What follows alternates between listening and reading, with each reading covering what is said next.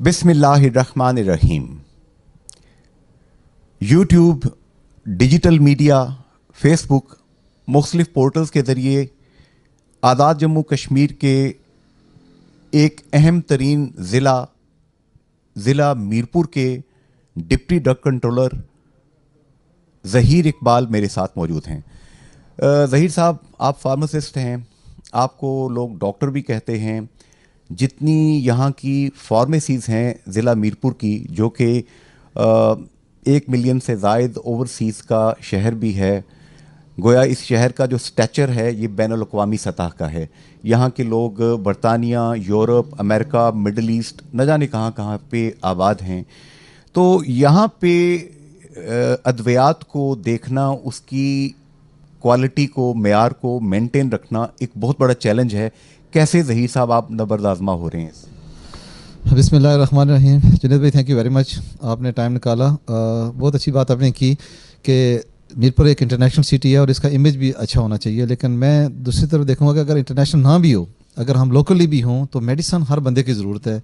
इनको up to standard होना चाहिए और यही हमारी ज़िम्मेदारी है। इसी के लिए हम यहाँ पे बैठे हुए हैं और उसके लिए हम यहाँ पर मीरपुर में, मेरे पूरे डिस्ट्रिक्ट में हमारे पास 400 के करीब मेडिकल स्टोर्स फार्मेसीज़ हैं और उन पे हम क्वालिफाइड पर्सन की मौजूदगी को इंश्योर कर रहे हैं। समटाइम नहीं भी होती, हम उनके खिलाफ केस बनाते हैं, लेकिन हमारे जो केमिस्ट एसोसिएशन है, हमारे जो मुख्तलिफ जातला है, डडियाल है, चकसवारी है, हमने कोशिश की है कि कोई बंदा बगैर लाइसेंस के काम ना करे। और उसके बाद जो लोग बाहर से आ रहे हैं, आपको पता है कि हमारी मोस्टली मैन्युफैक्चरिंग जो है वो पाकिस्तान से आ रही है। तो हमारे चंद एक यहाँ पे यूनिट हैं, लेकिन वो ज़्यादातर बना रहे हैं वेटनरी की मेडिसिन, एक दो जो हैं वो एलोपैथिक सेक्टर में। तो उनको पे हम जो चेक रखेंगे, जो दवाई आ रही है वो प्रॉपर डिस्ट्रीब्यूटर से आ रही है, प्रॉपर अथराइज पर्सन से आ रही है, वो कहीं नकली तो नहीं आ रही। क्योंकि हमारे यहाँ ट्रेंड है कि जो भी मशहूर कोई परफ्यूम बनता है, कोई पेप्सी बनती है, कोई और कोई चीज़ बनती है, कोल्ड ड्रिंक्स, उसकी नकल पहले तैयार हो जाती है। तो उससे बचने के लिए हम इंश्योर कर रहे हैं कि चीज़ प्रॉपर अथराइज डीलर से आए और प्रॉपर मेडिकल स्टोर वाले के पास है और उसका बैच नंबर ठीक हो। और जो गाड़ियाँ लेके आ रही हैं वो गाड़ियाँ प्रॉपर होनी चाहिए और उनके अंदर एसी लगा हो। अब तो खैर मौसम ठीक हो गया, लेकिन गर्मियों के मौसम में अगर कितनी भी अच्छी दवाई बाहर से आ रही है, तो अगर उसका टेम्परेचर मेंटेन नहीं है, कोल्ड चैन मेंटेन नहीं है, तो वो दवाई ख़राब हो जाएगी। तो हम इन तमाम फैक्टर्स को, कि पहले परचेज़, जो दवाइयाँ बाहर से आ रही हैं, आगे जहाँ पे सेल हो रही हैं, जो बंदा नुस्खा देने वाला है वो बंदा क्वालिफाइड होना चाहिए, वो नुस्खा ठीक पड़ रहा है। और फिर हम ये डॉक्टर से, मैं हमारे जहाँ मीरपुर में माशाल्लाह आपको पता है बड़े बड़े नाम हैं हमारे मेडिकल में और बड़ी अच्छी दवाइयाँ माशाल्लाह प्रिस्क्राइब कर रहे हैं। हम उनसे भी रिक्वेस्ट कर रहे हैं कि जो उनके स्टूडेंट हैं, जो उनके सब ऑर्डिनेट हैं, एचओज़ हैं, पीजीज़ हैं, उनके जितने भी हमारे यहाँ पे बच्चे जो है ना वो ट्रेनिंग कर रहे हैं, तो उनके साथ उनको भी ये बताएं कि ये कौन सी दवाई हमने लिखनी है, हमने मरीज़ के लिए लिखनी है, हमने किसी फार्मास्यूटिकल कंपनी का नुमाइंदा नहीं बनना, किसी कमीशन के लालच में नहीं बढ़ना। अनफॉर्चुनेटली ये चीज़ें भी हमारे सोसाइटी में हैं। हम उनको भी देख रहे हैं कि कोई चीज़ गलत प्रैक्टिस के, गलत अनएथिकल तरीके से प्रमोट ना हो और उसका बोझ जो है गैर ज़रूरी पेशेंट पे ना पड़े। उसके लिए हम डॉक्टर से रिक्वेस्ट कर रहे हैं कि जो भी गाइडलाइन है, अभी हमारे हेल्थ मिनिस्टर साहब ने, मैं आपके सामने पढ़ रहा था, गाइडलाइन दी है, बड़ी वाज़ह गाइडलाइन है कि एलोपैथिक दवाइयाँ कौन सी हैं, न्यूट्रास्यूटिकल कौन सी हैं, यानी कि वो जो फूड सप्लीमेंट हैं वो कौन से हैं। और मैं हमारे डिस्ट्रिक्ट हेल्थ ऑफिसर साहब डॉक्टर फिदा साहब, एमएस डॉक्टर आमर साहब, सारे इस सिलसिले में भरपूर तामन कर रहे हैं और उनकी पूरी कोशिश है कि मरीज़ों को अच्छी दवाई मिले और हम सब एज ए टीम काम कर रहे हैं। अच्छा ज़हीर साहब, आप चूँकि मुख्तलिफ़ जगहों पे आपने काम किया, आपने कनाडा में आपका इंटरनेशनल एक्सपोजर भी है, कनाडा में भी आपने वहाँ पर जॉब की, फिर अपने वालिद मोहतरम की खिदमत करने के लिए, ये सादत हासिल करने के लिए आप वतन वापस आ गए। आपके बच्चे भी माशाल्लाह, बेटे भी वहाँ पे आजकल पढ़ रहे हैं यूनिवर्सिटी में, अल्लाह कामयाब करे उनको, कनाडा में पढ़ रहे हैं वो। आप क्या देखते हैं, ये जो एक सोशल मीडिया पे या चंद एक अखबारात में ये ख़बर एक छप जाती है, अफवाह की शक्ल होती है या ख़बर की शक्ल ही होती है कि आज़ाद जम्मू कश्मीर जो है ये सब स्टैंडर्ड मेडिसिन्स की हेवन है, पैराडाइज़ है, कि पूरे पाकिस्तान में जो अद्वियात कहीं पे नहीं चल रही होती वो यहाँ आज़ाद कश्मीर में लोगों को खिला दी जाती हैं। फूड के हवाले से भी यही बात की जाती है, पैकेज जो फूड है वो भी कहा जाता है कि जो पूरे पाकिस्तान में कहीं नहीं बिकता वो आज़ाद कश्मीर में यहाँ पे घुसेड़ दिया जाता है। इस हवाले से आप क्या कहते हैं, आपकी मालूमात क्या हैं? जुनैद भाई, मैं इस बात से इत्फाक नहीं करता। अगर आप तो खैर मेडिसिन को जानते हैं, अगर आप मेडिकल स्टोर पे आप जाते हैं, जाके ख़रीदते भी हैं, आपने स्टैंडर्ड देखा होगा कि यहाँ पे इनका स्टैंडर्ड कैसा है। अगर आप पंजाब में चले जाएँ, अगर आप अंदरूनी पंजाब चले जाएँ, आप वहाँ पे जो चीज़ें बिक रही हैं, जो जहाँ पे चीज़ें वहाँ पे जो चीज़ें सेल हो रही हैं, अगर उनकी आप क्वालिटी देखें तो हमारी क्वालिटी यहाँ की बहुत बेहतर है। लेकिन जो चेक एंड बैलेंस का निज़ाम है, जिस तरह फूड का मैं कह रहा हूँ कि जिस तरह की पंजाब की फूड अथॉरिटी बनी है वो डेवलप किस्म की, हमारी अनफॉर्चुनेटली वैसी नहीं है। हमारे फूड डिपार्टमेंट के लोग काम कर रहे हैं, लेकिन वही ऑलरेडी जो हमारे पास स्टाफ था वही लोग काम कर रहे हैं। अगर आप जेलम चले जाएं, जहाँ से आधे घंटे की ड्राइव है, अब अगर वहाँ का फूड का जो उनका सिस्टम देखें, उनके पास जो मोबाइल वैन है, जो उनके पास मोबाइल लैब्स हैं, उनके अंदर उनके पास जो है ना उसकी टेस्टिंग की फैसिलिटीज़ मौजूद है। अलग से उनके बंदे हायर हुए हैं, जबकि अनफॉर्चुनेटली हमारे यहाँ पे नहीं हुए, जिनको हायर करने की ज़रूरत है। लेकिन दूसरी तरफ मैं जब देखूँ तो यहाँ पे हमारे लोग बशऊर हैं, जो चीज़ इस्तेमाल करने से पहले उनको देखते हैं, उनकी क्वालिटी देखते हैं, उनकी जो एक्सपायरी चेक करते हैं।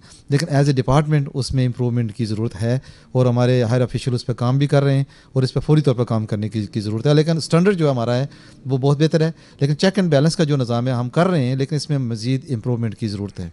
अच्छा, इसमें एक चीज़ कही जाती है कि बाज़ जो कंपनीज़ हैं, मुख्तलिफ तरह फार्मास्यूटिकल कंपनीज़ हैं, उनके मार्केटिंग के डिपार्टमेंट्स होते हैं।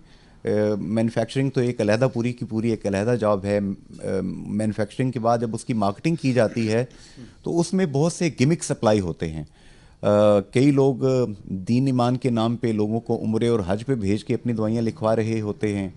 कई लोग थाईलैंड, बैंकॉक और दीगर जो लेजर प्लेसेस हैं, प्लेजर प्लेसेस हैं, वहाँ पे डॉक्टर्स को भेज के तो अपनी दवाइयाँ लिखवा रहे होते हैं। कई कैश की डीलिंग कर रहे होते हैं। इसके हवाले से क्या आपका जो ड्रग लॉ है कुछ कहता है, पाबंदी कोई करवाता है?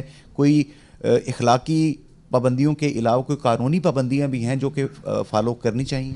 जनाब से पहले जो आपके सवाल के 2-3 हिस्से हैं, जो मैं पहले पोर्शन पे आऊँगा कि जितनी मैं आपको एक इंटरनेशनल सिनेरियो बताता हूँ कि बाहर के मुल्कों में जब कोई एक दवाई फार्मास्यूटिकल कंपनी दवाई बनाती है तो वो उसके होते हैं पेटेंट राइट होते हैं।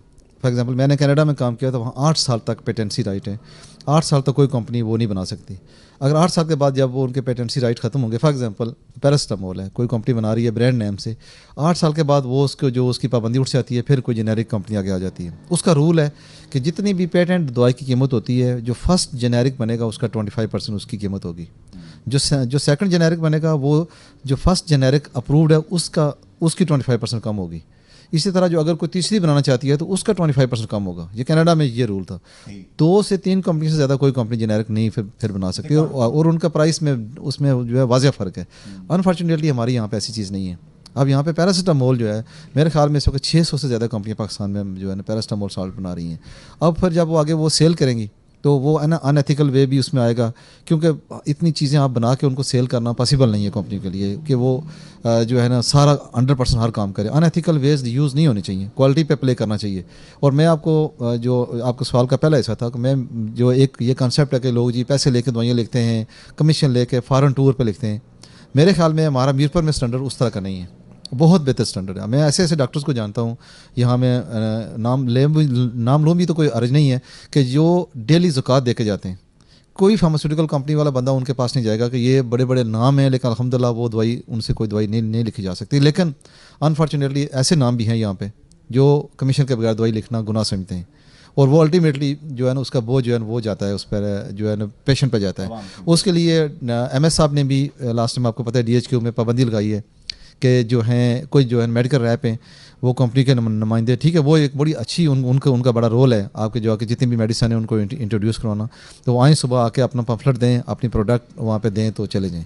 मैंने एक MS साहब को तजवीज़ दी थी कि आप हॉस्पिटल में एक जगह मुख्तस कर दें, वहाँ पे कोई एक बड़ी मल्टीमीडिया स्क्रीन लगा दें कि जो भी हमारे बच्चे, जो हमारे भाई ये जो सेल से वाबस्ता हैं, वो 2-2 3-3 मिनट आके सारे डॉक्टर्स को वहाँ पे बुला के उनको हम वहाँ पे इंट्रोड्यूस उनकी जो है दवाई करवाई जा सकती है। हम उनको भी इग्नोर नहीं कर सकते। लेकिन जब एक डॉक्टर के पास पूरा दिन मेडिकल रैप पे बैठे रहेंगे, उनके बच्चों की नैपियाँ भी ला के देंगे, उन पर मोटरसाइकिलों पे बैठ के मैंने देखा उनके साथ जाते हुए भी, तो डेफिनेटली फिर क्वेश्चन तो उठता है कि वो चीज़ें। लेकिन ये जो डील्स होती हैं इनके लिए ड्रग एक्ट में भी अगर हमारे पास कोई एविडेंस आए तो उनके खिलाफ कार्रवाई भी हो सकती है, और ये तो आवाम के साथ धोखाधड़ी है। और हमारी सिविल सोसाइटी भी बेशुमार वकला, बेशुमार सिविल सोसाइटी के लोग भी हमारे पास आते हैं, और हमारा पूरा डिपार्टमेंट जो उस पर आंख रखे हुए हैं। हमारे मिनिस्टर साहब ने, हमारे डिस्ट्रिक्ट हेल्थ ऑफिसर साहब ने भी ये हमें इंस्ट्रक्शन दी है कि ऐसे लोग जो हैं, मैंने मार्केट में भी लोगों को कहा है, मेडिकल स्टोर्स वालों को, कि जो इस तरह की प्रिस्क्रिप्शन आती है आप हमें बताएं। जब फॉर एग्जांपल एक डॉक्टर दिन को 20 टीके एक ही कंपनी के लिख रहे हैं, फॉर एग्जांपल हमारे गरीब जाते हैं मरीज़ एमरजेंसी में कि यहाँ पे दवाई फ्री मिलेगी, वहाँ से अगर उसको आप गैर ज़रूरी कफ सिरप दे देते हैं, मल्टीविटामिन जो 200 रुपये के अवेलेबल है वो उसको 1500 की दे देते हैं, तो लिखने वालों को भी शर्म आनी चाहिए, उनको भी खुदा का खौफ होना चाहिए कि ये हम कर रहे हैं। लेकिन हम सिर्फ खुदा के खौफ से बात नहीं बनेगी। हमारे चीफ जस्टिस साहब ने भी उस पर एक्शन लिया है। उन्होंने मुझे बुला के, हमारे डिपार्टमेंट के ज़िम्मेदार उनको बुला के उन्होंने कहा कि जो भी लोग ऐसे काम कर रहे हैं आप उनको हमें लिखें, और उनको हम लिखते भी हैं, उनके खिलाफ मैंने कुछ स्टोर मैंने सील भी किए हैं। और ये चीज़ जो है ना, अभी जो मैं आपको ये लेटर दे रहा हूँ, अभी जो मिनिस्टर साहब ने हमें 15 दिन का टाइम दिया है, हेल्थ मिनिस्टर ने, कि जो इन तीनों सेक्टर्स पे काम करने का। एक तो जो टोटली अनरजिस्टर्ड मेडिसन है उनके खिलाफ कार्रवाई, आपने देखा होगा 3-4 दिन पहले मैंने शहर में सील किए हैं। और उसके अलावा जो न्यूट्रास्यूटिकल है, जो भी मेरा ये डॉक्टर्स हमारा प्रोग्राम देख रहे हैं, मैं उनसे भी कहूँगा कि जितनी भी फॉर्म 7 वाली मेडिसन है, ये एलोपैथिक मेडिसन नहीं है जिनके ऊपर ट्रैप नंबर है, ये फूड सप्लीमेंट का नंबर है, ये कोई एलोपैथिक मेडिसिन का नहीं है। एलोपैथिक मेडिसिन जो हमारे पास, ये मैं आपको दिखाता हूँ, इन पे रजिस्ट्रेशन नंबर और मैन्युफैक्चरिंग लाइसेंस नंबर लिखा होता है, किसी फॉर्म की ज़रूरत नहीं होती, और ये सस्ती भी है। फॉर एग्जांपल फोलिक एसिड आप देख लें, ये जो 2 नंबरी हो रही है 3-4 ग्रुप्स में हो रही है, आयरन में, फोलिक एसिड में, कैल्शियम सप्लीमेंट में, कफ सिरप्स में, और इस तरह की जो है मेडिसिन, क्योंकि जो एंटीबायोटिक हैं या ब्लड प्रेशर की मेडिसिन है उनमें ये चीज़ नहीं हो रही। तो आप जो हैं, जो हमारे यहाँ पे डिपार्टमेंट के इंचार्जेस हैं, हमारे जो ज़िम्मेदारान हैं, उनको चाहिए कि जो उन सब को जो आपके हॉस्पिटल में आते हैं, स्टूडेंट आते हैं, समटाइम ये भी कंप्लेन आती है कि जी हॉस्पिटल से डॉक्टर साहब ने कोई दवाई लिखी है, आगे स्टाफ की नर्स ने या जो वहाँ का जो है पैरामेडिकल स्टाफ है उन्होंने वो चेंज कर दिए। तो हम जब ऐसी कोई कंप्लेन आती है हम उनको भी देखते हैं। इस तरह ये दूध हैं, WHO हमारा महकमा सेहत आमा पूरी ये सब जो है कोशिश कर रहे हैं कि ब्रेस्ट फीडिंग जो है ना, जो है माँ के दूध पे लोगों को लेके हैं। लेकिन अनफॉर्चुनेटली हमारे यहाँ पे ऐसे दूध के फार्मूले, ये कि कोई भी आप ला नहीं है, कोई भी किसी मुल्क का कानून नहीं है कि दूध को आप लोग प्रिस्क्रिप्शन में लिखें। और दूध को लास्ट में मेरी कुछ यहाँ पे कंप्लेन आई, हमने उनको एड्रेस किया, उनको हमने वार्न किया कि अगर दूध की जो है फार्मूला मिल्क हैं, अगर कोई अच्छी कंपनी के भी हैं, वो भी आप उसको प्रिस्क्रिप्शन में नहीं लिख सकते। ना ही कोई जो है डिपार्टमेंट के जो हमारे हेड्स हैं, खास करके हमारी जो गायनी में हैं, वहाँ से ये आ रही है कंप्लेन कि जो उनके जो अंडर लोग काम कर रहे हैं, जो वहाँ पे पीजीज़ हैं, जो वहाँ पे डॉक्टर्स हैं, शायद उनको समटाइम उनको ना जो है ना उनको इसका नॉलेज नहीं होता। लेकिन जो हेड ऑफ द डिपार्टमेंट है उनको चाहिए कि उनको बताएं कि ये चीज़ें ऐसी ना लिखें। और फिर दूध ऐसी कंपनियों के लिखते हैं जो बिल्कुल थर्ड क्लास हैं, जिनको कोई बंदा इस्तेमाल नहीं करता, और वो आके कहते हैं मुझे आके चेक करवाएं। तो ऐसी चीज़ें जो है ना इनको डिस्करेज करना चाहिए, हौसला सीखनी ज़रूरी है, और हम उस पर काम भी कर रहे हैं। लेकिन ऐसे जब हम कम्युनिटी सारे मिल के काम करेंगे तो इस पर जो है ना वो ज़्यादा असर होगा। अच्छा ज़हीर साहब, एक चीज़ मुझे आप बताएंगे, चूँकि आपका मुख्तलिफ अज़ला का एक्सपीरियंस भी है, जितनी भी बातें मैं आपसे पूछने की, सीखने की, अख़ज़ करने की कोशिश कर रहा हूँ वो पब्लिक के लिए है। लोग ये भी कहते हैं जनाब कि एक मरीज़ जो कि पहले ही परेशानी में मुब्तला होता है, ज़ाहिर है कि घर का ब्रेड विनर अगर वही चारपाई पे लग गया है तो उसकी पूरी फैमिली उस वक्त समझिए कि स्टेक पे लगी हुई है। उसके बच्चों की तालीम, उसके घर के अखराजात, सब कुछ स्टेक पे लगा है। तो कनाडा में जहाँ पे आपने काम किया, बरतानिया, यूरोप, दीगर कंट्रीज़ के अंदर तो हेल्थ इंश्योरेंस नाम की कोई चीज़ होती है जिसके तहत उन लोगों को स्टेट जो है कुछ ना कुछ प्रोवाइड करती है। हमारे यहाँ पे अभी थोड़ा सा सिचुएशन, अभी हम बेहतरी की तरफ जा रहे हैं, अल्लाह करे बेहतर हो जाएं हम। यहाँ पे जो बर्डन डाल दिया जाता है एक्स्ट्रा, हम देखते हैं कि डायग्नोस्टिक लैब्स यहाँ पे खुली हैं मशरूम्स की तरह, मुख्तलिफ जो ग्रुप्स हैं उनकी चेन्स जो हैं वो यहाँ पे भी एक्सपेंड कर चुकी हैं। अब एक टेस्ट यहाँ की एक लोकल लैब के अंदर मिसाल के तौर पे 200 रुपये का हो जाता है, सरकारी अस्पताल के अंदर 100 रुपये का हो जाता है। तो वही जो बड़ी लैब सो कॉल्ड जो बहुत बड़ा नाम होगा वो मुमकिन है 1000 रुपये का टेस्ट हो। तो ये जो तफरीक, इतना बड़ा गैप है पेशेंट के लिए, क्या ये तकलीफ दह नहीं होता? इस पे आप और आपका डिपार्टमेंट क्या कर सकते हैं? हाँ, बहुत अच्छा क्वेश्चन है आपका कि लैब जो है ये जो है ना डायग्नोस्टिक में बहुत इंपॉर्टेंट फैक्टर्स है। आप जो प्राइस की बात कर रहे हैं ये भी बहुत बड़ा फैक्टर है, लेकिन प्राइस से ज़्यादा इनकी जो है क्वालिटी, इनको टेस्ट करने वाले, इनको सैंपल लेने वाले, वो इससे भी ज़्यादा इंपॉर्टेंट है।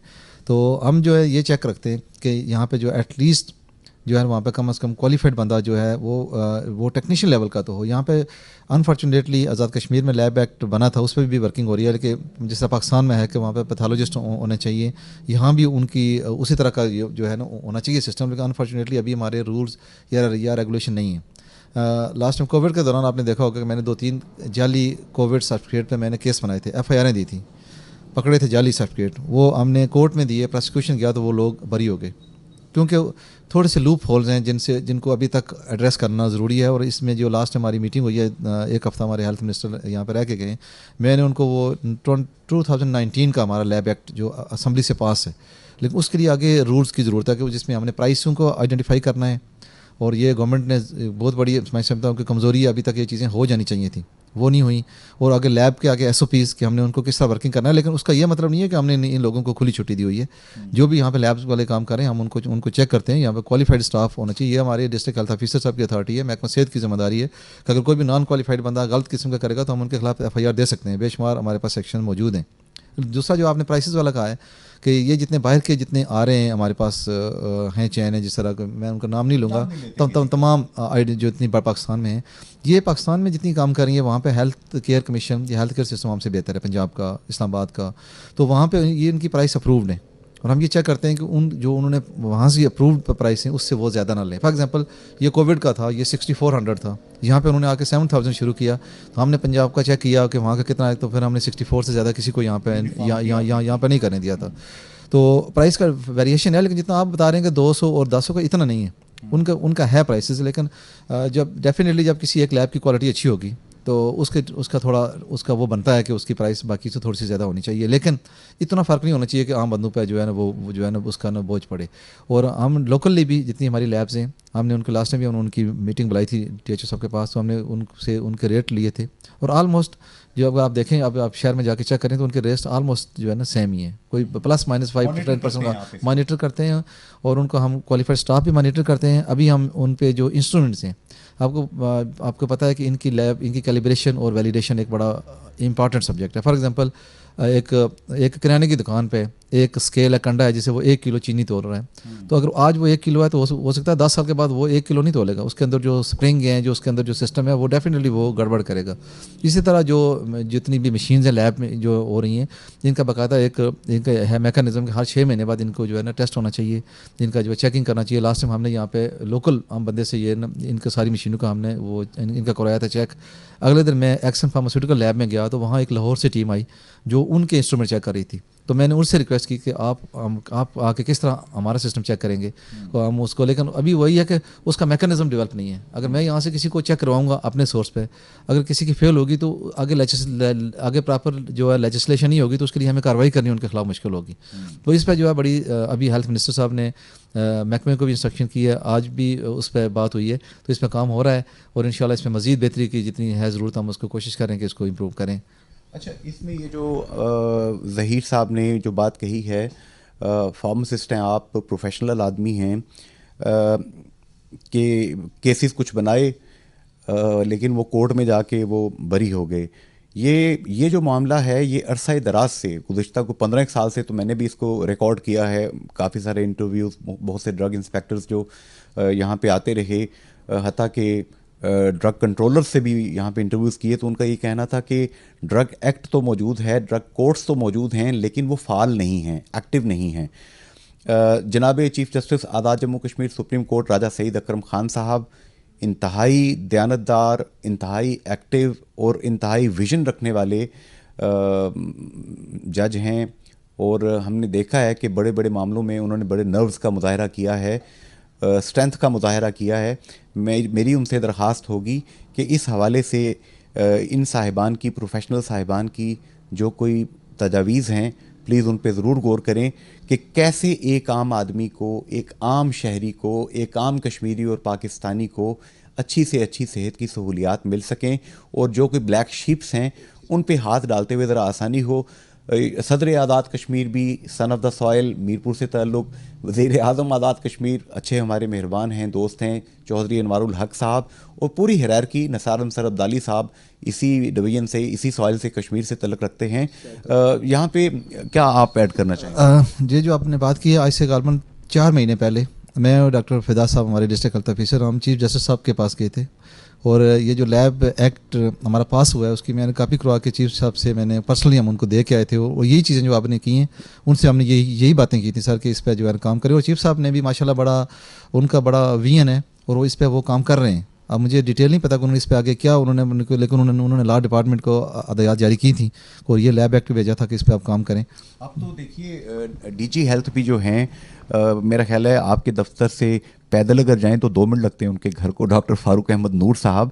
तो वैसे भी आजकल डिजिटल एज जा रही है, किसी भी किस्म की कम्युनिकेशन गैप नहीं है। मेरा ख्याल है इंशाल्लाह बात उन तक पहुंच जाएगी। जी इंशाल्लाह। अभी तो उनको एक हफ़्ता भी नहीं हुआ ज्वाइन किए हुए, तो उनसे पहले भी बात होती रहती थी। माशाल्लाह he is very visionary person. और सेक्रेटरी हेल्थ हमारे अभी नए आए हैं, और उनसे भी हमारी रिक्वेस्ट है, उनसे भी जो है ना कि ये चीज़ें जो है ये जो उनके करने वाली हैं, हम तो आगे उनकी इम्प्लीमेंटेशन फोर्स हैं, हम उनको इनपुट दे रहे हैं। तो जो भी वो डिसीजन करेंगे आई एम वेरी श्योर कि वो आवाम की बेहतरी के लिए कर भी रहे हैं, और इंशाल्लाह जो ये कमियाँ कोताहियाँ ये भी होंगी। और जो हमारा फाइनेंस का शोबा है, जैसे हमारे मेडिकल स्टोर्स हैं, हम उनके लाइसेंस जारी करते हैं, लेकिन हमारा बहुत बड़े सेक्टर्स हैं जिनको अभी तक मसलन हॉस्पिटल्स हैं, ये हमारा हेल्थ केयर कमीशन नहीं बना आज़ाद कश्मीर में। अगर वो जब बनेगा तो ये सारी, इवन आप देख लें कि जेएलएम चले जाएँ, आप सीएमएच में चले जाएँ, वहाँ जब डॉक्टर्स प्राइवेट प्रैक्टिस करते हैं सीएमएच के अंदर करते हैं, तो उनका बाकायदा एक एसओपीज़ हैं कि इतने % गवर्नमेंट सेक्टर में जाएगा, इतने % प्राइवेट सेक्टर में जाएगा। यहाँ पे ऐसा सिस्टम नहीं है, यहाँ पे भी ऐसा होना चाहिए ताकि जितनी भी ये लोग प्राइवेट प्रैक्टिस कर रहे हैं, ये बहुत बड़ा एक बाजू है। अच्छा, एक चीज़ मुझे बताएंगे, एक और बहुत ज़्यादा लोगों में शिकायत है, और कहते हैं ना ज़ुबान खल्क को नकारे खुदा समझो। तो ज़हीर भाई, हम देखते हैं पब्लिक कहती है देखिए कि हम सरकारी हॉस्पिटल जाते हैं, डिस्पेंसरी जाते हैं, THQ, RHC, BHU, जहाँ भी जाते हैं वहाँ पे डॉक्टर्स का और जो पैरामेडिकल स्टाफ है, जितने भी अलाइड लोग हैं वहाँ पे, उनका रवैया थोड़ा सा खुरदरा होता है, थोड़ा सा हार्श होता है। लेकिन जब हम प्राइवेट हॉस्पिटल में जाते हैं, तो क्लिनिक पे जाते हैं, तो वहाँ पे बेहतर उनका एटीट्यूड होता है। इस चीज़ को अब हम कैसे ठीक कर सकते हैं? अगर आप कहीं किसी कोई स्पेसिफिकली कोई वाक़या हो तो वो शायद उनकी बात ठीक हो, लेकिन जनरल देखें कि जब एक प्राइवेट क्लिनिक पे 10 मरीज़ आएंगे, एक OPD में 10 पेशेंट आएंगे, तो वो डेफिनेटली उनको हैंडल करना आसान होगा। अगर आप एक घर की मिसाल लें, एक घर में अगर 10 बच्चे हैं, तो माँ जो है ना वो ज़्यादा खफा होगी, उनको गालियाँ देगी, तंग करेगी। अगर 2 बच्चे होंगे तो वो आराम से उनको पालेगी, उनका सेम यही है। और मैं ये देखता हूँ कि यकीन करें कि ये जो एक कंसेप्ट है कि शायद सरकारी अस्पतालों में इलाज नहीं हो रहा या ऐसे इंटरटेन नहीं हो रहा, ये बिल्कुल गलत है। आप हमारी जो है आप चले जाएँ, आप किसी भी OPD में चले जाएँ, आप ये DHQ है, कल जाएँ तो आप उनकी वो पर्चियों का नंबर देखेंगे, 80, 90, 100 के करीब होगा। तो मरीज़ का जो होता है कि जो भी मरीज़ आए ना, हम अंदर जाएं तो आगे हमें बिस्मिल्लाह करके इस्तकबाल करें, सारा कुछ होना चाहिए। लेकिन इतने ज़्यादा क्राउड को, रश को हैंडल करना बड़ा मुश्किल होता है। और ये आप किसी और मुल्क में जाएं तो आपको सर्जन की अपॉइंटमेंट लेने के लिए महीने वेट करना पड़ेगा। हमारे यहाँ लोग 10 मिनट भी वेट नहीं करते। तो ये चीज़ें जो है ना, आप जो है प्लस के साथ आप ये माइनस जो है चीज़ें, ये भी आप देखेंगे, ये चीज़ें कम्युनिटी की तरफ से नहीं होनी चाहिए। और दूसरी ये एक बड़ी इंपॉर्टेंट चीज़ एमरजेंसी है। आप यूरोप में चले जाएं, एमरजेंसी में आपको 2-2, 4-4 घंटे, 6-6 घंटे वेट करना पड़ता है। और यहाँ पे जो हमारी एमरजेंसी है, बंदा जाता है 2 मिनट वेट नहीं लोग कर सकते।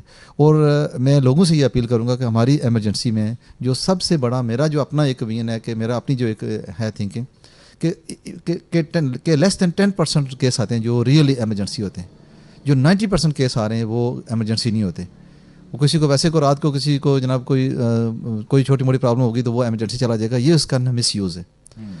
तो एमरजेंसी में तब ही आएँ जब कोई केस रियली इंपॉर्टेंट हो, जब कोई वाकई जो है ना एमरजेंसी हो, तो तब आना चाहिए। अदरवाइज मामूली नज़ला ज़ुकाम खांसी बुखार के लिए अगर आप आएंगे तो वो जो असल पेशेंट हैं वो इग्नोर हो जाएंगे। और जो रिसोर्सेज उन लोगों पे इस्तेमाल होने चाहिए जो वाकई एमरजेंसी है, वो इस तरह जो है ना वो जो है ना गैर ज़रूरी तौर पर इस्तेमाल होंगे। तो इस सिलसिले में मेरी आवाम से रिक्वेस्ट है कि गैर ज़रूरी इस पर न बोझ ना डालें। अच्छा, एक और चीज़ बताएंगे, चूँकि हम अंग्रेज़ से आज़ाद हुए ना, तो अंग्रेज़ बहादुर जाते जाते हमें रेलवे भी दे गए बना के, यहाँ पे बहुत सा इंफ्रास्ट्रक्चर भी बना के दे गए, कानून भी हमें बना के दे गए, लेकिन वो एटीट्यूड जो कि उन्होंने नौआबादियात के लिए रखा था, वो एटीट्यूड हमें अडॉप्ट नहीं करना चाहिए था। वो हमारी अफसरशाही को वो भी उन्होंने वदीयत कर दिया। तो गोरे अंग्रेज़ के बाद काला अंग्रेज़ हमारे ऊपर यहाँ पे मुसल्लत हो गया, और VIP कल्चर टाइप की एक चीज़ भी हमने देखी।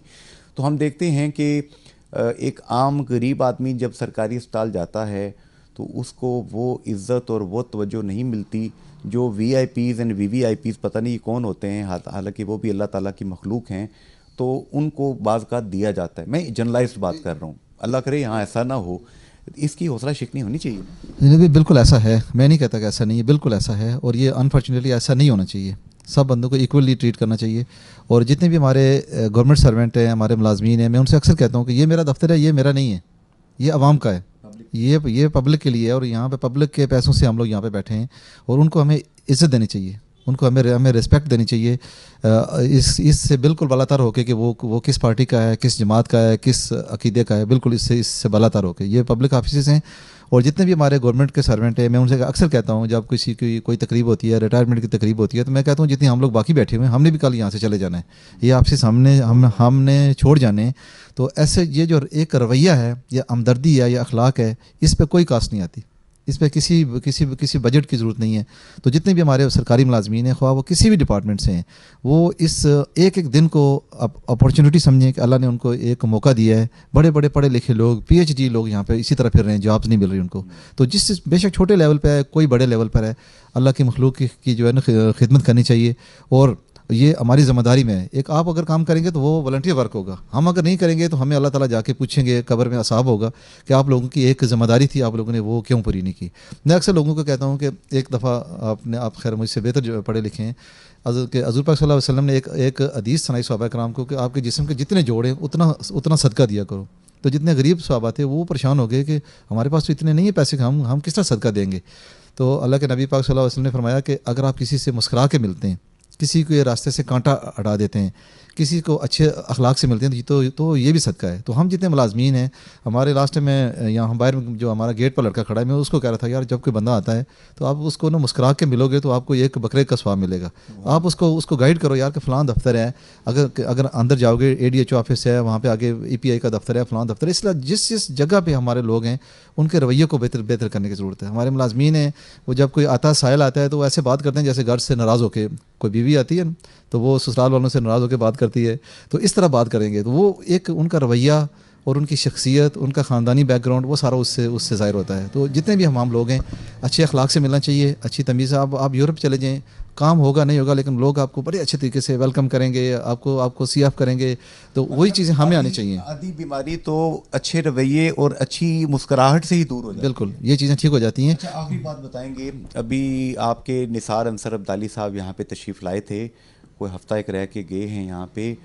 माशाल्लाह काफ़ी मैंने देखा कि आप लोगों ने उनको मुख्तलिफ़ जगहों पे लेके गए, तो कैसा आपने देखा, क्या उनकी विल और पावर्स में ये चीज़ें हैं कि यहाँ पे हेल्थ सिस्टम कुछ बेहतर हो, लोगों को बेहतर तरीके से सेहत की सहूलियात मिल सकें? जी जुनैद भाई, अगर आप उनको 4-5 दिन का उनका यहाँ पे शेड्यूल था, अगर आप उनको देखें तो हर रोज़ उनकी किसी न किसी हवाले से उनकी जो जितनी भी एक्टिविटी थी वो सिस्टम की बेहतरी के लिए थी। वो उन्होंने मेडिकल कॉलेज विज़िट किया, उन्होंने CMT विज़िट किया, नर्सिंग का कॉलेज विज़िट किया, DHO ऑफिस कल में उन्होंने कोई इदारा छोड़ा नहीं इस इनमें, और तमाम लोगों से रात 10-10 बजे तक वो उनसे मीटिंग्स करते रहे, और उनकी यही था कि यार सारी चीज़ें इंप्रूव होनी चाहिए, और वो बहुत अप्रिशिएट करते हैं। मैं कहता हूँ जो भी बंदा काम करने वाला है, मैं तो उनको बड़े अरसे से जानता हूँ, जब मैं कोटली में मेरी पोस्टिंग थी, मेरा उनसे बड़ा घरेलू तल्लक है, भाइयों जैसा तल्लक है, लेकिन उन्होंने बड़ा वार्न भी किया कि जो भी लोग काम नहीं करेंगे उनको हम टॉलरेट नहीं करेंगे, और जो लोग काम करने वाले हैं उनको वो अप्रिशिएट करते हैं।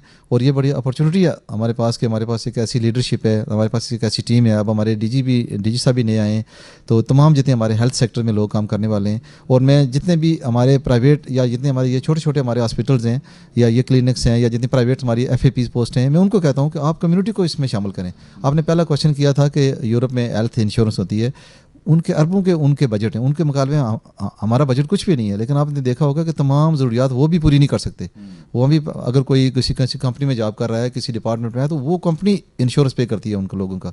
तो यहाँ जो लोग हैं, हमारा एक बहुत बड़ा फैक्टर है कि हम यहाँ से कम्युनिटी से डोनेशन ले सकते हैं। और यहाँ पे देखा ये KIC बना, आपके सामने बना है, ये मसला डायलिसिस सेंटर, डॉक्टर ताहिर साहब की बहुत खिदमत है। बिम्बर में डायलिसिस सेंटर बना है, कोटली में सेंटर बना है, यहाँ पे मुस्लिम हैंड वाले हैं, अजलीम साहब, उम्मा वेलफेयर फाउंडेशन है। ये लोग माशाल्लाह बहुत लोग काम करते हैं, लेकिन इन लोगों को अगर हम पर ये डिपार्टमेंट ये यकीन दिला दे कि इनकी डोनेशन, इनका दिया हुआ जो है जितने भी इस्तेमाल है वो प्रॉपर जगह पे इस्तेमाल हो रहा है, उनको ऑनरशिप दें, तो ये लोग हमारे सारे आधे मसाइल हल कर सकते हैं। बिल्कुल सही। आज का ये एक अहम इंटरव्यू आपकी खिदमत में अपने नॉलेज के लिए, पब्लिक अवेयरनेस के लिए आपके सामने हमने रखा है। अगर आपके जहन में कोई सवालात हैं, कंप्लेन है, कॉम्प्लीमेंट है, जो भी चीज़ है, आप YouTube पे भी जाके अपने सवालात को, अपनी बातों को, दिल में उठने वाली जितनी भी चीज़ें, एहसासात हैं, उन्हें आप लिख सकते हैं। ज़हीर साहब जो हैं इनसे हम दोबारा आके मिल लेंगे और जो भी आपके क्वेश्चंस होंगे, क्वेरीज होंगी, हम उनके जवाब ज़रूर लेंगे।